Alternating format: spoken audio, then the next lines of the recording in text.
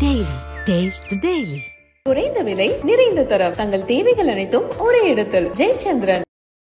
சின்ன பிள்ளையில நான் பார்த்த விஷயம், அந்த இருமுடி கட்டி அந்த பாடுறது, அந்த அவங்க பண்றது எல்லாமே ரொம்ப பிடிக்கும் எனக்கு. நம்மளாம் போக முடியுமா அப்படின்னு ஒரு ஏங்கின விஷயம். எனக்கு வந்து அந்த ஐயப்பன் இந்த பாக்கியத்தை கொடுத்துருக்காரு அப்படின்னு தான் நான் நினைப்பேன். அந்த மூமெண்ட், அந்த மாலை என் கழுத்துல போடும்போது எவ்வளோ சந்தோஷம் இருந்தாலும் சரி, அந்த மூமெண்ட்ல நான் அனுபவிச்ச ஃபீல் வந்து அது எனக்கு மட்டும் தான் தெரியும். அதான் கேர்ளாக இருந்துட்டு ஏன் நீங்கள் வந்து மாலை போடுறீங்க, அப்புறம் நிறைய பேர் வந்து உங்களுக்கு பீரியட்ஸ் வரும்ல, எப்படி மாலை போடுறீங்க அப்படின்னு. நான் கர்ப்பப்பை சர்ஜரியே பண்ணிட்டேன் அப்படிங்கும்போது எங்கேருந்து அந்த மாதவிடாய் விஷயம் வரும்? லைவ்ல வந்து நான் சொல்கிறேன், இந்த மாதிரி எனக்கு கர்ப்பப்பை சர்ஜரி பண்ணிட்டேன், தயவு செஞ்சு இந்த மாதிரி கேள்விகள் கேட்டு என்னை இது பண்ணாதீங்க. அந்த கமாண்டில் கிட்டத்தட்ட ஒரு 500-600 கமாண்ட் வந்துருக்கு. பஜனை பாடும்போது ஒரு மாதிரி டிஃப்ரெண்டான ஒரு வைப்ரேஷன். இப்போதான் போன வீக் தான் கன்னி பூஜை நாங்கள் போட்டோம். நாங்கள் எல்லாருமே சேர்ந்து அமௌண்ட் இது பண்ணி போனோம். செம்ம ஹாப்பியாக இருந்துச்சு, ரொம்ப நிறைவாக இருந்துச்சு. எந்த ஒரு தடங்களும் எந்த பிரச்சனையும் இல்லாமல் ரொம்ப ஹாப்பியாக போணுச்சு. வில்லாதி வீரனையா வீரமணி கண்டனையா சாமியே திண்டகத்தோம் ஐயப்பா திண்டகத்தோம். பெண்களா இருந்துட்டு உள்ள போகவே கூடாது, கலங்கத்தை உண்டாக்க பாக்க. இன்னொரு சில பேர் என்ன சொல்றாங்க, நீங்க வந்து வீடியோ பண்ணணும்னே மாலை போட்டிங்களா அப்படிலாம் கேட்குறாங்க. இது என்னோட வேலை. ஓப்பனாக சொல்லணும்னா யூடியூப்லேயும் இன்ஸ்டாகிராம்லேயும் தான் நான் ஓரளவு ஏர்ன் பண்ண ஆரம்பிச்சிருக்கேன். எங்களுக்கு சாப்பாடு நாங்கள் தான் உழைக்கணும், நாங்கள் தான் சாப்பிடணும். யாரும் இங்கே பார்க்குறவங்க கமெண்ட் பண்ணுறவங்க வந்து எங்களுக்கு சாப்பாடு போடுறது கிடையாது இல்லையா. பேசுகிறவங்க பேசிட்டு தான் இருப்பாங்க, இவங்க வாயை நம்ம அடைக்க முடியாது. நிறைய பேர் வந்து சப்போர்ட் பண்ணாங்க. அதுக்கு ஈக்குவலாக வந்து ஆப்போசிட்டான கேள்விகளும் வந்துச்சு. அவனுக்கு குழந்தை கிடையாது, எனக்கு தெரியும். ஐயப்பன் கோயிலுக்கு போகணும்னா இதெல்லாம் இருக்கக்கூடாது, இதெல்லாம் இருக்கணும் அப்படின்ற மாதிரி தெரியும். ஸோ ஏன்னா உடம்பளவில் கரெக்டாக இருக்கேன், பட் ஓகே எதுவும் கடந்து போகும், இதெல்லாம் ஃபேஸ் பண்ணணும் அப்படின்னு சொல்லிட்டு கடவுள் வந்து என் தலையில் எழுதிருக்காருங்கும் போது நான் உண்மையாலுமே சொல்கிறேன், அந்த கடவுள் இருக்காருன்னு தான் நான் சொல்லுவேன். என் ஃபேமிலியில் எல்லாருமே என்ன அக்செப்டட் தான். என் தங்கச்சி எங்கள் வீட்டில் அக்செப்டடே கிடையாது. ஆனால் மாலை போட்டேன்னு ஒரு வார்த்தை ஃபோன் பண்ணி, அகலியாமா நான் இந்த மாதிரி மாலை போட்டுட்டேன் அப்படின்னா, சொல்லுங்க சாமி.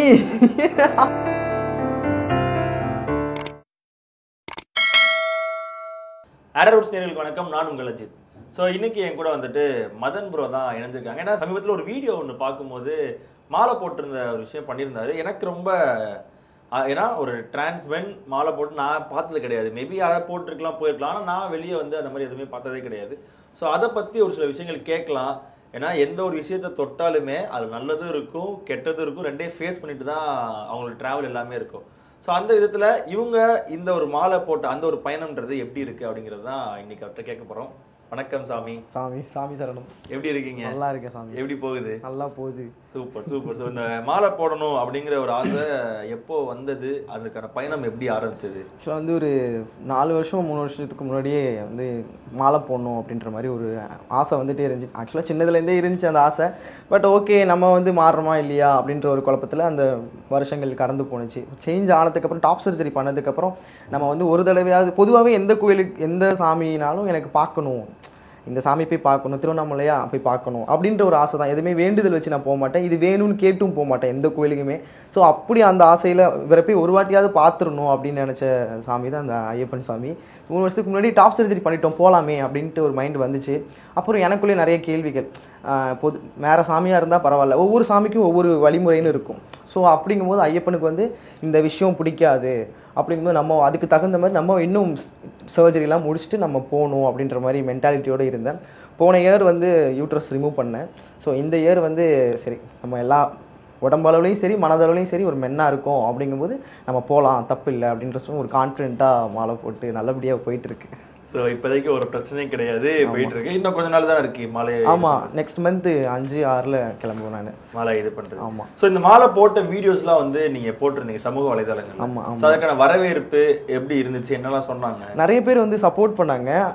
அதுக்கு ஈக்குவலாக வந்து ஆப்போசிட்டான கேள்விகளும் வந்துச்சு. என்னென்னா நீ பொண்ணு எப்படி வந்து நீ மாலை போடலாம் அப்படின்ற மாதிரிலாம் கேள்வி வந்துச்சு.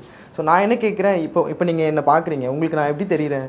தெரியல, பெண்ணாவே தெரியல, நான் மென்னாக தான் இருக்கேன். நான் முதல்ல இன்டர்வியூ கொடுக்க போய் தான் நான் ட்ரான்ஸ் பண்ணே உங்களுக்கு தெரியும். கண்டிப்பாக. இல்லைன்னா நான் வந்து நான் ஒரு நார்மல் பையன் மாதிரியே என்னோட லைஃப்பை வாழ்ந்துட்டு நான் மாலை போட்டிருந்தா இந்த கேள்விகள்லாம் வந்திருக்காது. நான் என்ன மென்டாலிட்டியில் வந்து இன்டர்வியூலாம் கொடுக்க ஆரம்பித்தேன், நம்மளோட கம்யூனிட்டிக்கு வந்து ஒரு மோட்டிவேஷனாக இருக்கும். நிறைய பேர் வெளியில் வருவாங்க. ஏன்னா நிறைய பேர் சூசைட் அட்டன் பண்ணாங்க. இந்த மாதிரிலாம் வெளியில் வர முடியாமல் பேரண்ட்ஸால் கொடுமைப்படுத்தி அந்த பசங்களை வந்து உள்ளே போட்டு அடைச்சி வச்சு இந்த மாதிரிலாம் நிறைய விஷயங்கள் நடந்துக்கிட்டு நான் என் காது பட என் கண்ணு பட நான் பார்த்தேன். ஸோ அது மாதிரி இதுக்கப்புறம் இருக்கக்கூடாது. அது நம்மளால் இப்போ மதன்னு ஒருத்தர் மாறுனா இப்படி இருந்தா அப்படின்றத தாண்டி நம்ம மாறி என்ன பண்ணோம், இதை பண்ணிட்டு நம்ம இறந்து போனோம் அப்படின்னா அது வேற. பட் இதை பண்ணோம் அப்படின்னா கரெக்டாக இருக்கும் அப்படின்னு சொல்லிட்டு தான் நான் அந்த இன்டர்வியூலாம் கொடுக்க ஆரம்பிச்சது. ஆனால் அதவே வந்து எனக்கே வந்து இப்படி ரிப்பீட்டாக வரும் அப்படின்னு எதிர்பார்க்கவே இல்லை. பட் ஓகே, எதுவும் கடந்து போகும், இதெல்லாம் ஃபேஸ் பண்ணணும் அப்படின்னு சொல்லிட்டு கடவுள் வந்து என் தலையில் எழுதிருக்காருங்கும் போது நான் ஃபேஸ் பண்ணி போயிட்டே தான் இருக்கேன். அந்த மாலையை போடும்போது உங்களுக்கு அந்த மொமெண்ட் எப்படி இருந்துச்சு? ரொம்ப ஹாப்பியாக இருந்துச்சு எனக்கு. இப்போ சொல்லப்போது கூட புள்ளரிக்குது, அந்த மாதிரி ஒரு வைப்ரேஷன் தான் சொல்லுவேன். ஏன்னா ரொம்ப வருஷம் சின்ன பிள்ளையில நான் பார்த்த விஷயம், அந்த இருமுடி கட்டி அந்த பாடுறது, அந்த அவங்க பண்ணுறது எல்லாமே ரொம்ப பிடிக்கும் எனக்கு. அந்த பஜனை பாடுறது இது எல்லாமே பிடிக்கும். அப்படி நமக்கு பிடிச்ச விஷயம், நம்மளாம் போக முடியுமா அப்படின்னு ஒரு ஏங்கின விஷயம். ஓகே, எனக்கு வந்து அந்த ஐயப்பன் வந்து கொடுத்துருக்காரு, இந்த பாக்கியத்தை கொடுத்துருக்காரு அப்படின்னு தான் நான் நினப்பேன். அந்த மூமெண்ட், அந்த மாலை என் கழுத்தில் போடும்போது இந்த உலகத்தில் எவ்வளோ சந்தோஷம் இருந்தாலும் சரி, அந்த மூமெண்ட்டில் நான் அனுபவித்த ஃபீல் வந்து அது எனக்கு மட்டும் தான் தெரியும். வேறு யாருக்கும் அதை சொல்லலாம் புரியாது உங்களுக்கு. அவ்வளோ ஹாப்பியாக இருந்தேன் நான் அந்த மூமெண்ட்டு. ஸோ மக்களோட வரவேற்பில் என்னெல்லாம் நெகட்டிவ் சைடில் என்ன பேசுனாங்க, என்னெல்லாம் சொன்னாங்க? நெகட்டிவ் அதான், கேர்ளாக இருந்துட்டு ஏன் நீங்கள் வந்து மாலை போடுறீங்க, அப்புறம் நிறைய பேர் வந்து உங்களுக்கு பீரியட்ஸ் வரும்ல, எப்படி மாலை போடுறீங்க அப்படின்னு. நான் கர்ப்பப்பை சர்ஜரியே பண்ணிட்டேன் அப்படிங்கும்போது எங்கேருந்து அந்த மாதவிடாய் விஷயம் வரும்? எனக்கு அதெல்லாம் இல்லை, ஆல்ரெடி நம்ம கிளியர் பண்ணிட்டோம் அப்படிங்கும்போது அதை தெளிவுபடுத்துகிறேன். சில பேர் வந்து ரொம்ப பர்சனலாக வந்து அண்ணா நான் ஒன்று கேட்கணும், தப்பாக எடுத்துக்காதீங்க, அண்ணன் சொல்லி கேள்வி கேட்குறாங்க. அண்ணன் மென்ஷன் பண்ணிட்டாங்க. அண்ணன் நான் உங்ககிட்ட ஒரு விஷயம் கேட்கணும், சொல்லுங்க சாமி, என்ன சாமி அப்படின்னு கேட்கும்போது, இந்த மாதிரி நீங்கள் உங்களுக்கு வந்து என்னதான் இருந்தாலும் பீரியட்ஸ் ஆயிருக்கும்ல, இப்போ நீங்கள் மென்னா மாறினதுனால எப்படி நீங்கள் சபரிமலைக்கு போகிறீங்க அப்படின்னும் போது, நீங்கள் சொல்கிறதெல்லாம் வாஸ்தவம் தான், ஆனால் நான் யூட்ரஸ் ரிமூவ் பண்ணிட்டேன், சர்ஜரி பண்ணிட்டேன், உடல் அளவில் நான் ஒரு மென்னாக மாறிட்டேமா, நான் போகலாம் அப்படிங்கும்போது என்கிட்ட கேள்வி கேட்குற விதம் ஓகே, நீ தன்மையாக கேட்குறீங்க, நானும் பதில் சொல்கிறேன். ஆனால் அதிலே நீ வந்து அண்ணன் சொல்லி தான் கேட்குறீங்க, அது சரி ஓகே, அதை வந்து ஒரு இதாக எடுத்துட்டேன். ஆனால் கமெண்டில் வந்து சில பேர் வந்து ரொம்ப ரூடாகவே வந்து நான் வந்து புரட்சி பண்ணுறேன் அப்படிலாம் சொல்கிறேன். நான் இல்லை, நான் புரட்சி பண்ணுறேனாம்மா, என்னத்தை மாலை போட்டு நான் என்னத்தை புரட்சி பண்ண போகிறேன்? எனக்கு கடவுளுக்கு வந்து எல்லாருமே குழந்தைங்க தான். ஆனால் ஒவ்வொரு சாமிக்கு வந்து ஒவ்வொரு வழிமுறைகள் இருக்குது, அதை நம்ம ஃபாலோ பண்ணுறேன். நான் ஒன்றும் குழந்தை கிடையாது, எனக்கு தெரியும் இந்த ஐயப்பன் கோயிலுக்கு போகணுன்னா இதெல்லாம் இருக்கக்கூடாது, இதெல்லாம் இருக்கக்கூடாது, இதெல்லாம் இருக்கணும் அப்படின்ற மாதிரி தெரியும். ஸோ ஏன்னா உடம்பளவில் கரெக்டாக இருக்கேன், கரெக்டாக விரதம் இருக்கேன். 48 நாள் ஒரு மண்டலம் ஃபஸ்ட்டு மாலை போட்டிருக்கோம், ஒரு மண்டலம் விரதம் இருக்கணும், பிளாக் ட்ரெஸ் அணியணும். என்னால் என்னென்ன அந்த விஷயத்தை ஃபாலோ பண்ண முடியுமோ எல்லாமே நான் பண்ணிட்டு தான் இருக்கேன். ஏன் மன ரீதியாக நான் வந்து ஐயப்பனுக்கு உண்மையாக இருக்கேன் அப்படின்றத நான் நம்புகிறேன். ஆனால் அதே மாதிரி நான் கமெண்ட்ஸ்லாம் பார்க்கும்போதுட்டு பெண்களாக இருந்துட்டு உள்ளே போகவே கூடாது, நீங்கள் வந்து வேணும்னு பண்றீங்களா இல்ல வந்து கலங்கத்தை உண்டாக்க பாக்குறீங்களா? சில பேர் என்ன சொல்றாங்க, நீங்க வந்து வீடியோ பண்ணணும்னே மாலை போட்டீங்களா அப்பெல்லாம் கேக்குறாங்க. வீடியோ பண்ணணும்னு மாலை போட்டா இதுக்கு முன்னாடி கலர் ட்ரெஸ்ல நாங்க என்னென்னமோ வீடியோ பண்ணிருக்கோம். அப்படிங்கும்போது இப்போ மாலை போட்டுட்டு அதில் பண்ணுறதுல எனக்கு என்ன இருக்க போகுது? என்ன அதில் ஒன்றுமே இல்லை. இது என்னோட வேலை. இப்போ ஓப்பனாக சொல்லணும்னா யூடியூப்லேயும் இன்ஸ்டாகிராம்லேயும் தான் நான் ஓரளவு ஏர்ன் பண்ண ஆரம்பிச்சிருக்கேன். இது இவ்வளோ நாள் கஷ்டப்பட்டு ஏர்ன் பண்ண ஆரம்பிச்சிருக்கேன். அப்படிங்கும்போது நான் இன்னும் எஃபோர்ட் போடணும், இன்னும் நான் ஃபோக்கஸ் பண்ணாதான் நான் இன்னும் அடுத்த இதுக்கு போக முடியும். அதை பார்த்துட்டு யாராவது ஒரு டேரக்டர் வந்து ஒரு வாய்ப்பு கொடுப்பாங்க. ஒரு வெப் சீரிஸ் பண்ணிகிட்டு இருக்கேன். ஸோ இந்த மாதிரி நிறைய விஷயங்கள் எனக்கு நிறைய வரும். இதெல்லாம் நான் பண்ணாதான். இதை நான் மாலை போட்டிருக்கேன்னு ஸ்டாப் பண்ண முடியாது. அது என்னோட கெரியரை பாதிக்கும். இது என்னோட ஒர்க்கு. இப்போ மீன் வெட்டுறவங்க வெட்டிட்டு தான் இருக்காங்க, மாலை போட்டு கறி கடைக்கு போறவங்க போயிட்டு தான் இருக்காங்க, மீன் கடைக்கு போறவங்க போயிட்டு தான் இருக்காங்க. இதுல பேரா போட்டதுக்கும் கமெண்ட் வந்துச்சு, மாலை போட்டிருக்கீங்க ஓகே அக்செப்ட் பண்ணிக்கிறோம், நீங்க என்ன பேரா வந்து வீடியோ போட்டுருக்கீங்கன்னா ஜோடியாஸ் இந்த வீடியோ போட்டுருக்கா? ரெண்டு வீடியோ போட்டேன். ஆக்சுவலாக நான் கண்டினியூ பண்ணியிருப்பேன். இதுக்கு இவங்க கேட்குற கேள்விக்கெல்லாம் நம்ம இதுக்கு டவுன் ஆகணும், நம்ம போடலாம் அப்படின்னு. ஆனால் எனக்கு ரொம்ப டீப்பாக வந்து பேசும்போது எனக்கு ஒரு மாதிரி ஹர்ட்டாக இருந்துச்சு. இதுக்கியா ஒரு சாமிக்கு மாலை போட்டிருக்கோம், ஓகே என்ன சொன்னாங்க அப்படி? அதான் இந்த மாதிரி நீங்கள் மாலை போட்டுட்டு பொண்ணுங்க கூட எதுக்கு வீடியோ போடுறீங்க அப்படின்னும் போது, எதுக்கு நான் வந்து இவ்வளோ டிஸ்டன்ஸில் தான் நாங்கள் வீடியோவே பண்ணியிருப்போம். அப்படிங்கும்போது எதுக்கு, இது எங்களோட வேலை, நாங்கள் பண்ணி தான் ஆகணும். இதை ஸ்டாப் பண்ணால் எங்களுக்கு வந்து எல்லாமே ஸ்டாப் ஆகும், எல்லாமே அடி வாங்கும். அப்படிங்கும்போது எங்களுக்கு சாப்பாடு நாங்கள் தான் உழைக்கணும், நாங்கள் தான் சாப்பிடணும். யாரும் இங்கே பார்க்குறவங்க கமெண்ட் பண்ணுறவங்க வந்து எங்களுக்கு சாப்பாடு போடுறது கிடையாது இல்லையா? அப்போது நாங்கள் அதுக்கான வேலையை நாங்கள் பார்த்துட்டு இருக்கோம். அப்படிங்கும்போது நீங்கள் ஏன் அதை வந்து ஹர்ட் பண்ணுற மாதிரி அதை வந்து பேசணும் அப்படின்ற மாதிரி இருந்துச்சு. சரி ஓகே, இக்னோர் பண்ணிவிட்டு அப்படியே போயிட்டு இருக்கேன். இவங்க பேசுகிறவங்க பேசிட்டு தான் இருப்பாங்க, இவங்க வாயை நம்ம அடைக்க முடியாது. இந்த இறை அருள் எப்படி இருக்கு உங்களுக்கு? இந்த ஒரு இப்போ ஒரு 20 நாள் இருக்குல்ல நீங்க மாலை போட்டு, சோ இந்த ஒரு 20 நாள் இந்த இறை பயங்கர ஃபீல் உள்ள வந்து ஒரு வைப்ரேஷன் இருந்துகிட்டே இருக்கு. இப்போ கூட அந்த இதை நான் உணர்ந்துட்டு தான் இருக்கேன். ரொம்ப நல்லா வந்துட்டு கோயிலுக்கு போவோம் வருவோம், கோயிலுக்குலாம் நம்மளால போக முடியுமா அப்படின்னு யோசிச்ச காலங்கள் ஒரு விஷயம் சொல்ல விரும்புகிறேன். என்னன்னா, எனக்கு ஆன்மீகத்தில் ரொம்ப இன்ட்ரெஸ்ட் சாமி. என்னென்னா, நான் ஒருவேளை எனக்கு திவ்யா என் லைஃப்பில் வரலை அப்படின்னாலும் நான் ஆன்மீகத்தில் கண்டிப்பாக போயிருப்பேன். அந்த ட்ரெஸ்ஸை போட்டுட்டு அந்த காசி ராமேஸ்வரம் அப்படி தான் இருந்திருப்பேன். ஏன்னா என்னோட முதல் காதல் அப்படி இருந்துச்சு. இதுக்கப்புறம் இந்த விஷயத்தை நம்ம ஃபேஸ் பண்ணவே கூடாது, இந்த கஷ்டத்தை நம்ம ஃபேஸ் பண்ணிடக்கூடாது அப்படின்றதுனாலே வேண்டாம், நம்மளோட லைஃப் என்னென்னா நம்ம ஃபேமிலியை பார்த்துக்கணும், என்னோட பர்சனலாக ஒரு ட்ரஸ்ட் வைக்கணும், அதை சர்வே பண்ணணும், இன்னொன்று அந்த சிவனடியாராக போயிடணும், காசி ராமேஸ்வரம்னு போயிடும், அப்படி தான் நான் மைண்ட் செட்டில் இருந்தேன். ஆனால் திடீர்னு வந்து ஒரு சில மாற்றங்கள்லாம் வந்து கடவுள் எனக்கு கொடுத்தாரு. உனக்கு வந்து ஒரு டைமண்டை கொடுக்குறேன், நீ அதை பத்திரமா பார்த்துக்கோ அப்படின்னு சொல்லிட்டு தான் திவ்யா சாமியை வந்து எனக்கு கடவுள் கொடுத்தாரு.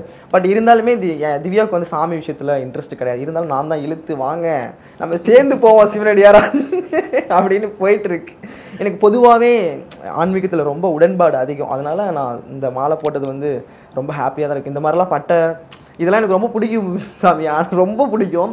திவ்யா வந்து திட்டுவாங்க, எதுக்கு இப்போ பாரு இந்த குங்குமத்தை சந்தனத்தை, எல்லா வீடியோலையும் நீங்கள் நோட் பண்ணிங்கன்னா தெரியும், எல்லா ரீல்ஸ் எல்லா கண்டென்ட்லையுமே நான் வந்து இந்த சந்தனம் குங்குமம் இது இல்லாமல் இருக்கவே மாட்டேன். எனக்கு அது ரொம்ப பிடிக்கும். அந்த சாமியை வணங்குறது, சாமிக்கு விஷயங்கள் எல்லாமே ரொம்ப பிடிக்கும். அப்படிங்கும்போது நான்லாம் எக்ஸ்பெக்ட் பண்ணாத விஷயங்க. ஸோ இந்த ஆன்மீக வழிபாடுல இப்போ நீங்க வந்துட்டு இந்த 5ஆம் தேதி வந்துட்டு மாலை இது பண்றதுக்கு போயிட்டு இருக்கீங்களா? ஸோ இந்த ஒரு 45 நாட்கள் அப்படிங்கிறது உங்க லைஃப்ல எவ்வளோ ஒரு மறக்க முடியாத ஒரு தருணமா இருக்கும் உங்களுக்கு? இப்போ கண்டிப்பா ரொம்ப ஹாப்பியாக தான் இருக்கும். இந்த மூமெண்ட்டை நான் மறக்கவே மாட்டேன். அதுக்காக தான் இந்த வீடியோலாம் பண்ணி ஒரு மெமரிஸாகவும் சேர்த்து வச்சுட்டு இருக்கேன்.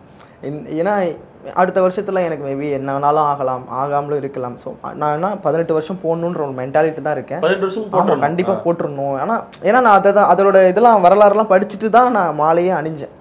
ஐயப்பனை பற்றின ஃபுல் டீட்டெயில் இந்த சாமி விஷயத்தில் மட்டும் நான் ரொம்ப கேர்ஃபுல்லாக இருப்பேன். ஏன்னா எனக்கு ரொம்ப பிடிக்குங்கிறதுனாலே ரொம்ப கேர் எடுத்து ஒவ்வொரு சாமி எந்த கோயிலுக்கு போனாலும் அந்த கோயிலில் என்ன இருக்குது, அந்த கோயிலுக்கு போனால் என்ன, எதுக்கான சாமி இது, அவங்கள வணங்குனா என்ன பவர்ஃபுல், இது மாதிரி எல்லாமே தெரிஞ்சுப்பேன்.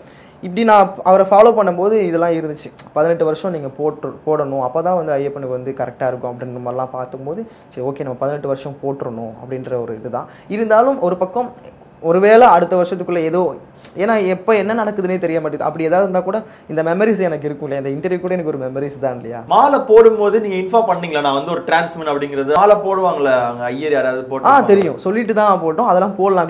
நீங்க கேட்க வரது புரியுது, குருசாமிட்டுலாம் கேட்டீங்களா அப்படின்னு கேட்டோம். எல்லாருமே கேட்டும்போது அதெல்லாம் ஒண்ணுமே தப்பு இல்லை. இப்போ பெண்கள் போகக்கூடாதுன்னுலாம் கிடையாது இல்லையா, வயசானவங்க போறாங்க, குழந்தைங்க போறாங்க, அவங்களும் பெண்கள் தானே.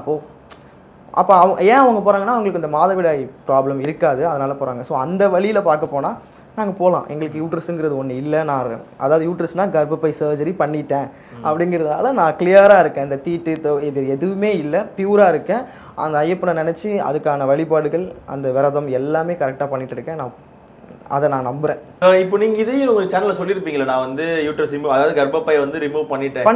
யூட்ரஸ்ன்றது மேபி தெரியாம இருக்கலாம், கர்ப்பப்பையை நான் எடுத்துட்டேன், எனக்கு பீரியட்ஸ் கிடையாதுன்னு சொன்னதுக்கு அப்புறமும் இவ்வளவு நெகட்டிவிட்டி வந்துச்சு அந்த இடத்துல? இல்ல, சொன்னதுக்கு அப்புறம் வரல. இப்பதான் ஒரு 4-5 டேஸ்க்கு முன்னாடி தான் சொன்னேன், அதுக்கப்புறம் எதுவும் வரல. ஆனா நிறைய பேர் வந்து நீங்க கேட்டீங்க இல்லையா, மீடியா சைட்ல வந்து ஏதாவது நெகட்டிவ்ஸ் நிறைய வருதானே, அதை தான் நான் இப்போ கொஞ்ச நேரத்துக்கு முன்னாடி சொன்ன மாதிரி அவ்வளோவா நெகட்டிவ் வரல, என்ன புரிஞ்சுக்கிட்டாங்க நிறைய பேருன்னு சொல்லி.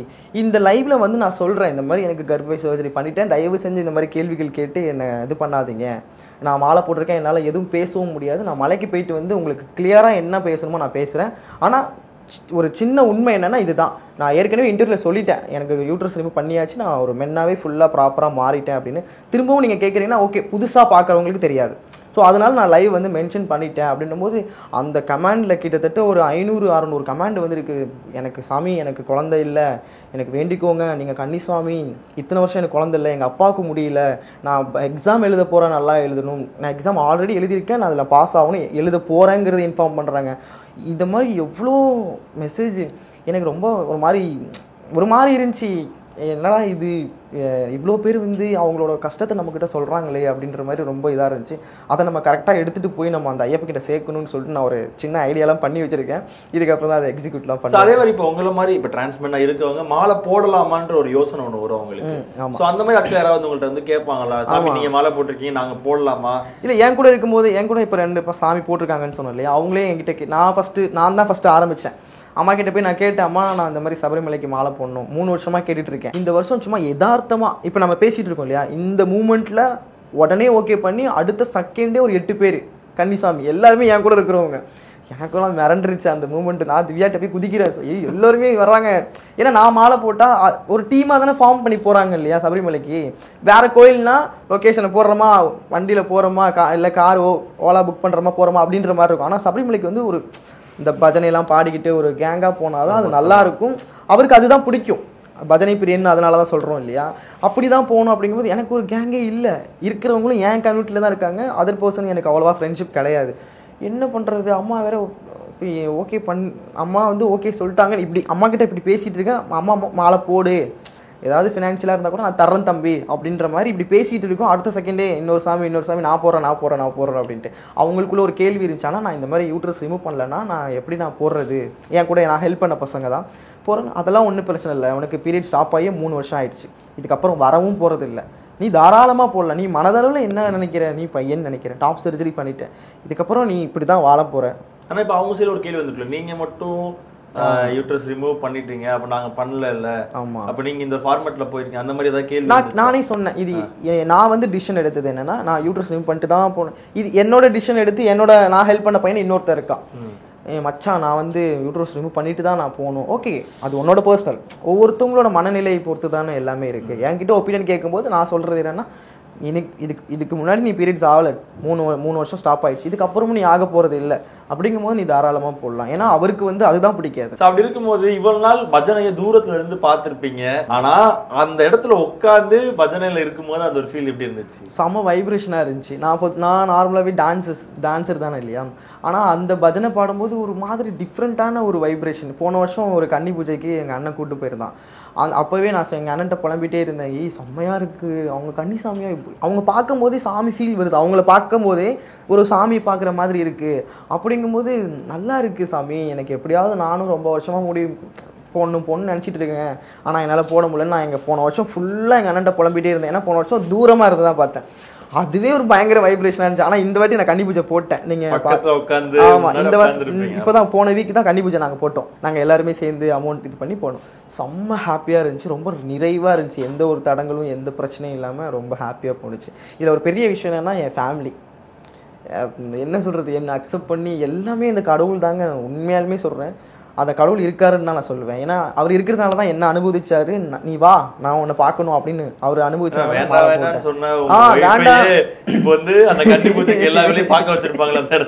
ஆமா, கூட்டி துடைக்கிறது பெருக்கிறது எல்லாம் பண்ணிட்டு தான் இருந்தாங்க.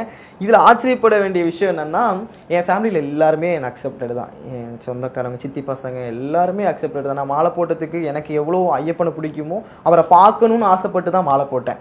ஆனால் நான் மாலை போட்டதுக்கப்புறம் நிறைய பொறுப்பு வந்துச்சு எனக்கு. ஏன்னா என் தங்கச்சி சித்தி பசங்க 2 பேர்த்துக்குமே குழந்தை பிறந்திருக்கு, அவங்களுக்கு வந்து வேண்டிக்கணும் அப்படின்ற மாதிரி என் சித்தி பசங்க வந்து கால் பண்ணி சொன்னது. எனக்கு அன்னி சாமி இல்லை, அதேமாதிரி எங்கள் அம்மா மறந்துட்ட நாள்லாம் லிஸ்ட்டு சொல்கிறாங்க, இதெல்லாம் சாப்பிட்ணும், இதெல்லாம் சாப்பிடக்கூடாது. என்ன ஏன்னா இதெல்லாம் எவ்வளோ பெரிய, ஏன்னா இப்போ நான் நார்மல் கிடையாது இல்லையா, என்னை அக்செப்ட் பண்ணிக்கிட்டதே எனக்கு பெருசு. இதில் வந்து நான் மாலை போட்டிருக்கேன் அப்படிங்கும்போது ஒரு நார்மல் பையன் ஒரு லிஸ்ட்டு சொல்கிறாங்க, இப்படி சாப்பிட்ணும், இந்த மாதிரிலாம் இருக்கணும், சரி சாமி அப்படின்னு சொல்லிட்டேன். சரி ஓகே, ஜாலியாக இருக்கேன். அடுத்து என் தங்கச்சி எங்கள் வீட்டில் அக்செப்டடே கிடையாது. அக்செப்ட்னா சுத்தமாக இல்லை, மனசுக்கு தெரியுது அவங்களுக்கு, சரி நம்ம வீட்டில் நம்மளோட இப்படி ஆயிட்டாங்க, இப்படி மாறிட்டாங்கன்றது அவங்களுக்கு நல்லா புரியும். இருந்தாலும் என்னதான் இருந்தாலும் குழந்தையிலேருந்து ஒன்றா நானும் என் தங்கச்சின்னு நிறைய டைம் ஸ்பெண்ட் பண்ணியிருக்கோம்.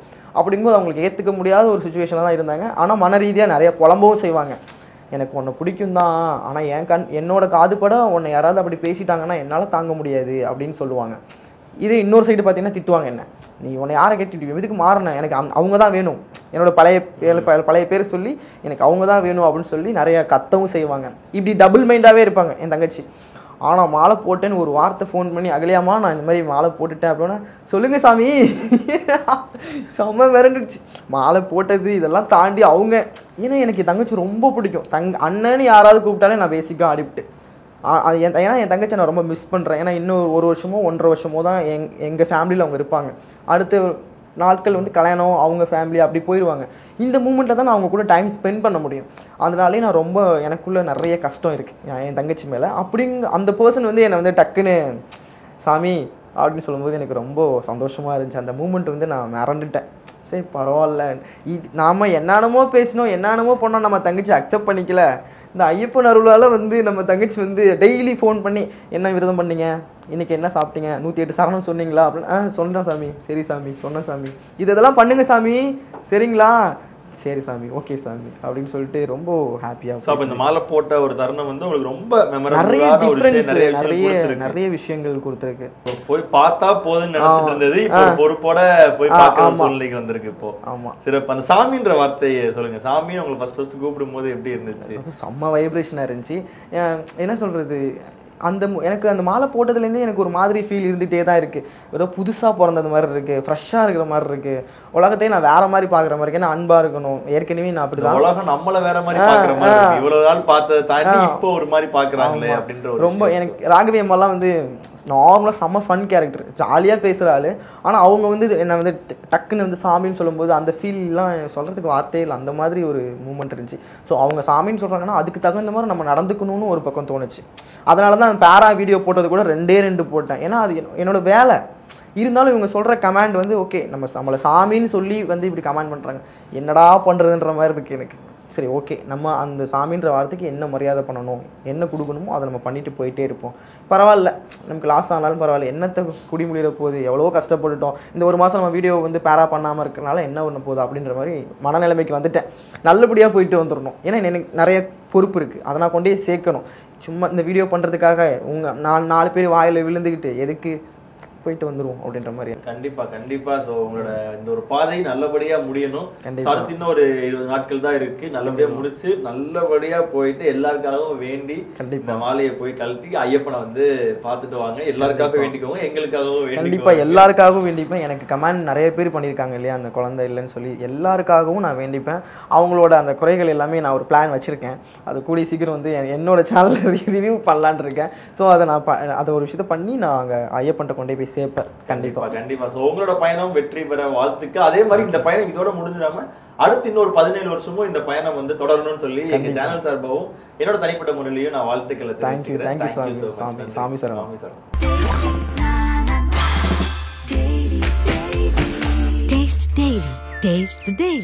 குறைந்த விலை, நிறைந்த தரம், தங்கள் தேவைகள் அனைத்தும் ஒரே இடத்தில். ஜெயச்சந்திரன்.